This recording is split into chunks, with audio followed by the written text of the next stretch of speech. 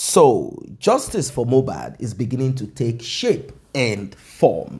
I mean, we are beginning to kind of see a balance to it. What do I mean? I'm talking about those that put themselves out there for justice for Mohbad, and in between, clashes came up, interest side lined in different directions, and some people made friends with prime suspect, some people became enemies of the prime suspect, some people, just for the sake of we want to be the one trending on justice for Mohbad, we want to be the voice.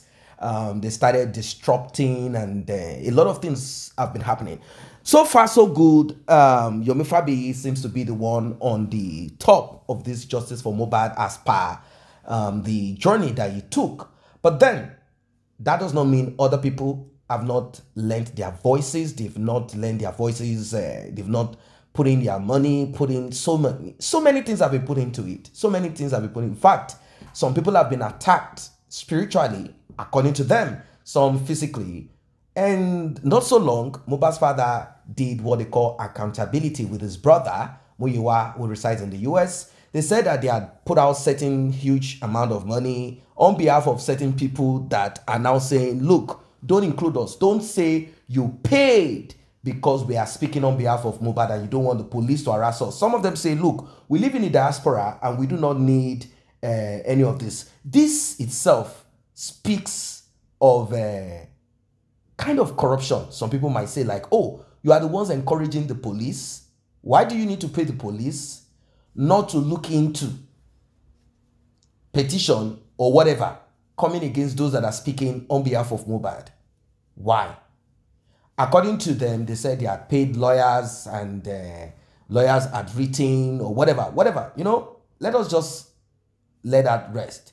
I just tried to come up with that because what you're about to see, what you're about to hear, it is a tough one to listen to, particularly if you are for this and not for that. You'll get to find out more of this in some couple of minutes. We have a lot of people who took time out on justice for Mohbad. There are some that are no longer on that pathway. They lambasted Mohbad's father. They said he betrayed them. They also didn't care, and they are willing to betray him. And they said he should get the hell out. Some have questioned Mohbad's father, and some people got upset saying, don't question Mohbad's father. The man is grieving. And in my previous analysis, there are certain things that I pointed out, such as the DNA and why it was not handled appropriately. But then, what is this thing? What is this internal tussle? What is this secret? You will get to find out very soon.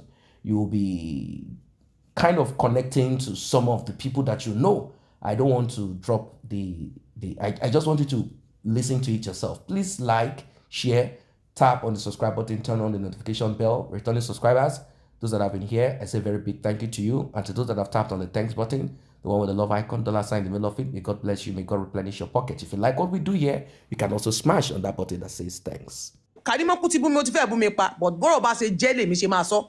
Àwọn ni ẹni tó kọ́ àtàkì gẹ̀ yẹn.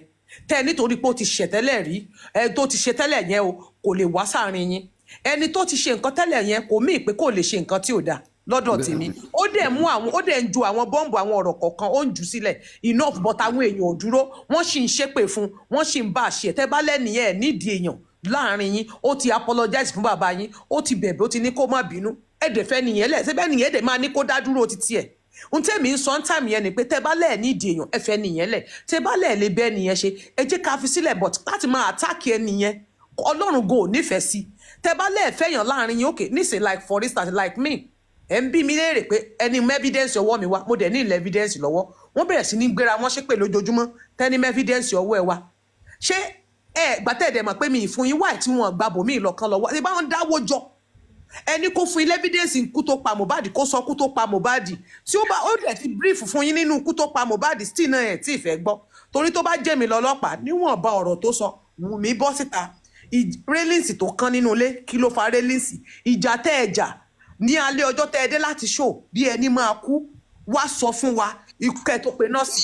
Lẹ́yìn ìgbà tí ẹ̀jà tó ní ẹnu step tí rélíǹsì bí kan wọ́n bá wọn parí yẹn, àbí kẹ́ mú ti máìkẹ́ kí ní ẹ̀ máa ẹ́kò.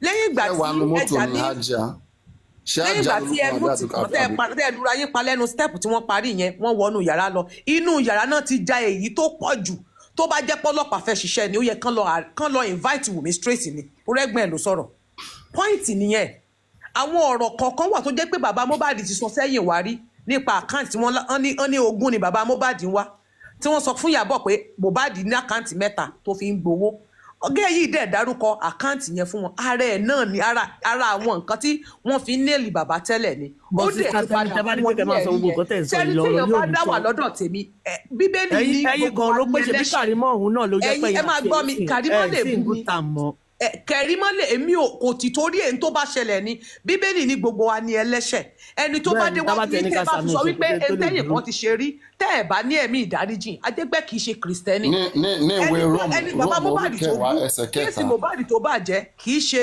ẹbí wa kì í ṣe ẹbí mi ó dẹ̀ ti padà wá apologize ó dẹ̀ ti ń sọ àwọn ọ̀rọ̀ tó lè help ó lè má ẹ mọ̀ pé tẹ̀gbọ́n tàbúrò ni wọ́n kò lè látọ́ kó ní àbúrò ló pa Mohbad kò lè possible bó máa fún yín láwọn nǹkan kan tó máa jẹ́ kẹ́ understand pé ọwọ́ àbúrò rẹ̀ ò mọ́ nínú ikú Mohbad but ẹ̀yin fẹ́ kó kàn lanu kó sọ pé àbúrò ló pa tó bá jẹ́ yín náà ṣe máa sọ ni kò lè possible like that àǹtítẹ́ni ṣe àlè ṣe báyìí yẹ ká ṣe báyìí ẹni sùúrù táwọn èèyàn fẹ́ kó sọ tí gbogbo yín fẹ́ kó sọ ni pé kó sọ pé àbúrò ló pa Mohbad kò dẹ̀ lè ṣe é ṣe indirectly ó ti sọ everything now. ó ti sọ so gbàtẹ́yẹn wá sọ yẹn ní indirectly ṣé kò wáyé ká understand so wáyé ká tó máa bàjá ṣé bẹ́ẹ̀ dẹ̀ máa fílẹ̀ sí tiẹ̀ ni. ẹ ṣe jẹ́ ká sister Teni jẹ́ kí mi béèrè question kan lọ́wọ́ yín. kẹjẹ kó stay alone kó stay away kó kálukú dúró èwo làbúrò máa ṣe pé máa. sister Teni ẹ jẹ́ kí mi béèrè question kan lọ́wọ́ yín ẹ jọ̀ọ́ ẹ má bínú.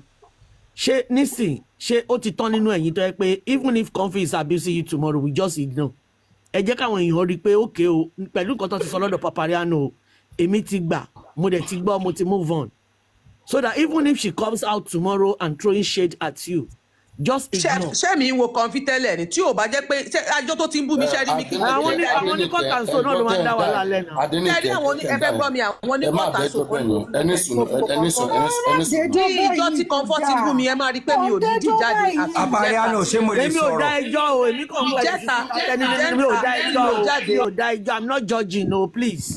jẹ́ta tí mo jáde mi ò jáde fún Comfort rí àfi ìjẹ́ta n tó dẹ̀ yẹ kí n jáde fún níjẹ́ta ni pé bàbá Mohbad wà ní ibẹ̀ Comfort ń ṣe èpè fún àwọn ọmọ wọ́n dẹ̀ ń gbé everybody ṣe pé wọ́n dẹ̀ ń ṣe pé Múyìwá wá ń sọ wípé èmi wà lára àwọn tí àwọn ń defend táwọn san 2 million fún mo wá ní ṣé wọ́n mọ ibi tí mò ń gbé àbọ̀ ọmọ lémi àbọ̀ ọmọ nà mí ọmọ location mi tó fi wọ́n ní wọ́n san 2 million fún yín.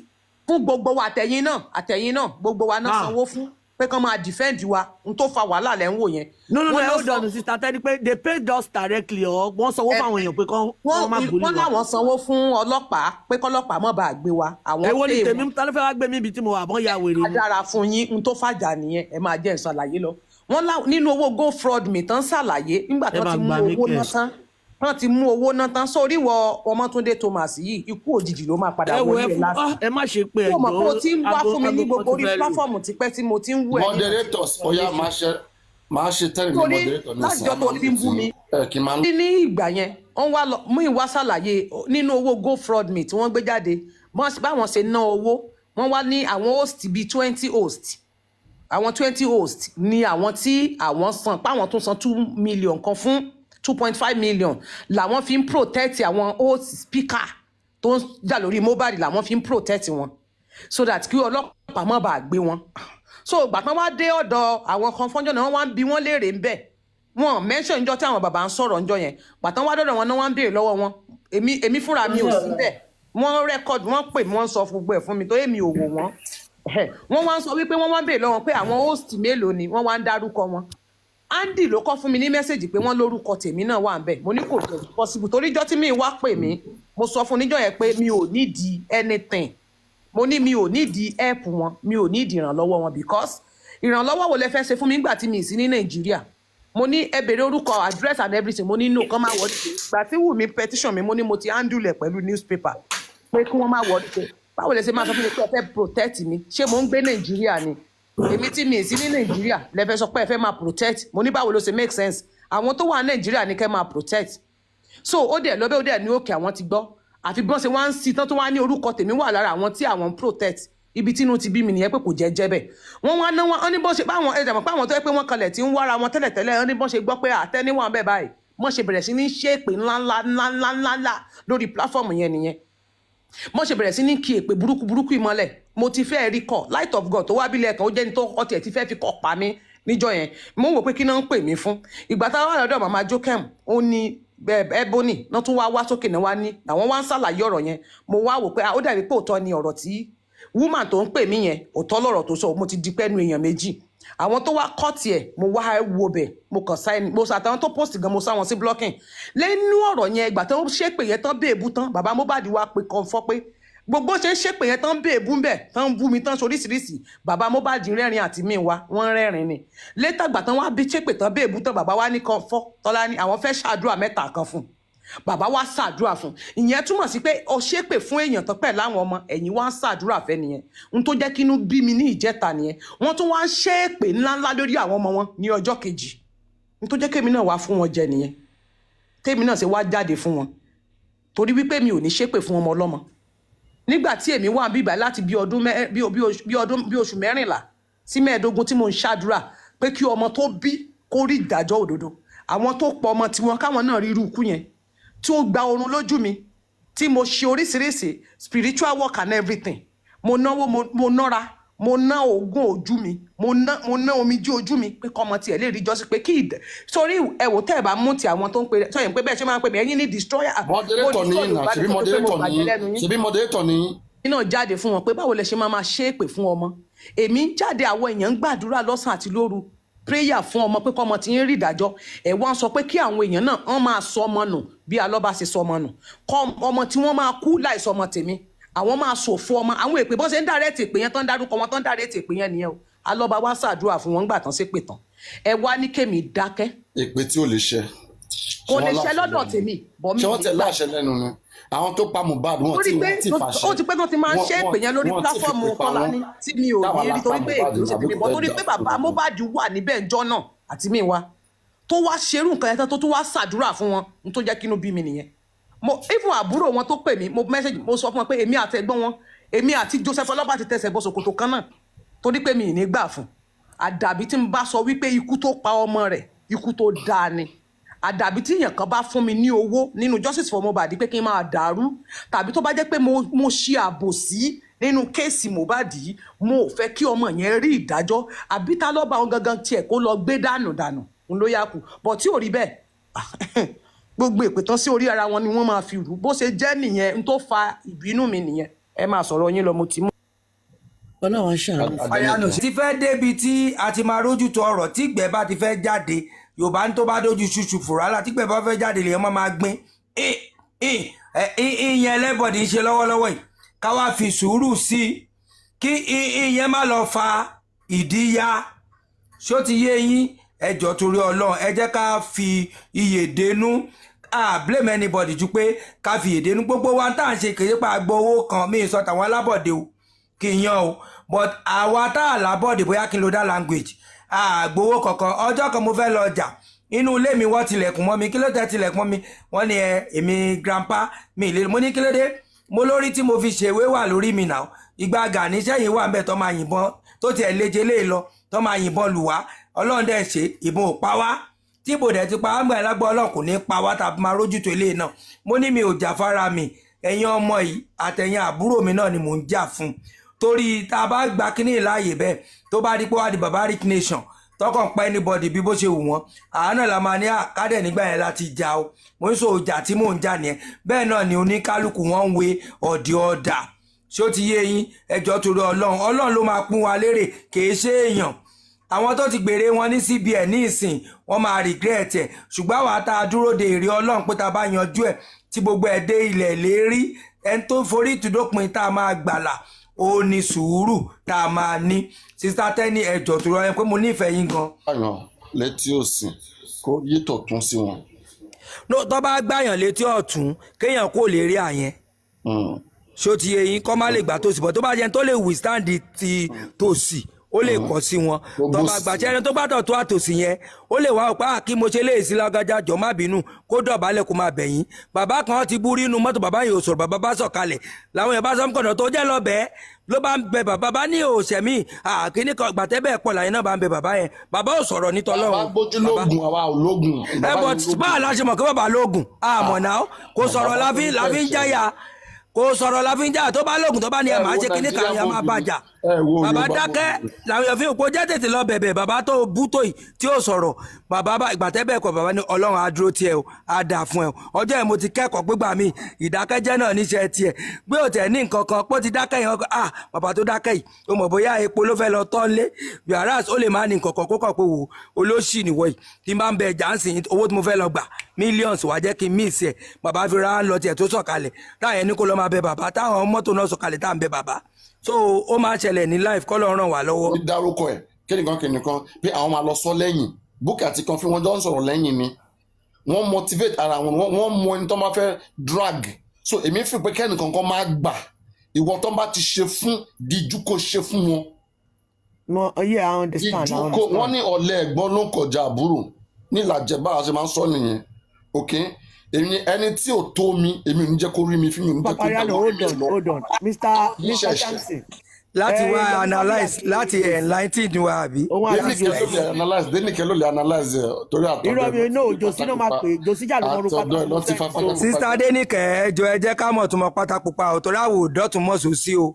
èmi kọ́ ni máa jẹ́ kẹ́ mọ̀ Papariano ṣó tí nìkan tó fẹ́ dálẹ̀ Josie ni kò lọ bá torí èèyàn ẹni Josie ẹ lọ pé Josie tó dún pátá wo ni ní kẹsẹ́ndì sí bàbá ò bá mi àwọn olórí burúkú aláyé irun bí aṣọ náà àgbà àwọn ẹni àbára ká fi ta àtùpà tó sọ àwọn ọmọdé àti ìtọ́nàwó. káàtẹ̀ ní February 14 lọ́dá kọ pátá pupa á ní bóyá Valentine pátá but February 14 kọ́ lọ sọ. ẹ̀yin gan Valentine ṣì wà lára o. Papariano can you see your comment section àwọn èèyàn yìí ẹ tún fẹ́ dá wàhálà lẹ̀ ìkọlà tí ì parí wọ́n ní kẹ́ máa wo comment section wọ́n fine pass wọ́n ní ta ló fine jù náà àwọn méjèèjì bẹ́ẹ̀ ṣe máa ń dá wàhálà lẹ̀ nìyẹn àwọn èèyàn tẹ́lẹ̀ àtẹ̀yàn Adéníkẹ́ àwọn máa drag ara wa nísìn ẹgbẹ́ ká tún máa drag ara wa ní comment section àdìgbò èrè lẹ́yìn. lóòótọ́ ló fine jù kò kì í ṣe offence now wọ́n ó ní future tẹ́nì kankan máa fi fine síra wọn yẹn wọ́n fẹ́ kọ́ filter area yẹn. wọ́n ká òkè nísìn tó bá jẹ́ wípé sista Dénìkẹ́ nísìn àwọn supporter wọn 5 ló wà ń bì tó yẹ pé ti 50 tí mo gbé ọkọ̀ 10. ẹ̀yin ò lajà lọ majority carry the vote tó bá dọ̀la náà sista Dénìkẹ́ náà káwọn èèyàn tiẹ̀ 100 wá àwọn náà tún ṣe another rematch it is where ìyẹn sì dá criticism for success or for progress nìyẹn kì í ṣe tẹ̀tánú là fẹ́. Mr. Chamson ẹni àwọn kan ti gbowó kan ní CBN lẹ́ẹ̀kọ́ ẹjọ́ awọ́wọ́ nìyẹn. no owó tí mo mí CBN ni pé àwọn tí tó yẹ pé wọ́n ti gba owó iṣẹ́ wọn already tí Ọlọ́run ò ní san lẹ́san tó dáa wọ́n mú lo CBN ilé bàbá wa ní CBN bọ̀ àwọn tí wọ́n dúró dọ́lọ́n bírú àwa báyìí Ọlọ́run ló mọ bó ṣe máa san lẹ́san mọ́ àwọn àrọ́mọdọ́mọ wa fún rere bẹ́ẹ̀ ló dẹ̀ máa rí Jésù Olúwa wa àmín. ẹ wo Ọlọ́run á bá wa yanjú ẹ because gbogbo eléyìí tiẹ̀ so àgọ́ tí ẹjọ́ tí Mohbad bá lọ yọ sí wa lóye kí la fẹ́ ṣe pé ẹjọ́ mi ò kú o mo kàn tẹ́sí wo gbogbo ìtẹ́ ń ṣe ni o. rapture ti ṣẹlẹ̀ nìyẹn o rapture ti ṣẹlẹ̀ nìyẹn o. tẹ́ni onídìí ìsàlẹ̀ ẹ̀wọ̀n ni ta ló máa gbé lọ sẹ́wọ̀n ṣé Mohbad. according to òfin ẹ̀wọ̀n ni. Well, you've heard it all. Every one of them, they have vented out their thoughts, their opinion, their anger, and the solution to it, advices here and there. But the good thing in all of it is this. The demise of Mohbad, someone that majority do not even know. They have never heard his song before. They don't even know how he looks. Humanity, empathy brought everyone together. That is something thoughtful. That is something worth kind of trying to we should try to connect to it more. That part of us, that humanity that brought us together. Of course, we know there are rogues, there are criminals, there are naysayers, there are people who are expert in innuendos. We know there are people who are wicked people. We know them. They are part of this justice, and they just hang on something that is not clear, and they continue to hammer on it. If you ask them to proceed on it, they cannot tell you nothing much more than, you know, they have been saying, and their job is to just go against truth, go against clarity, go against the principle that guides us as human beings. That's basically what they do. What are your thoughts about all of this that you have heard? Drop your comments, like, share. See you in the next update.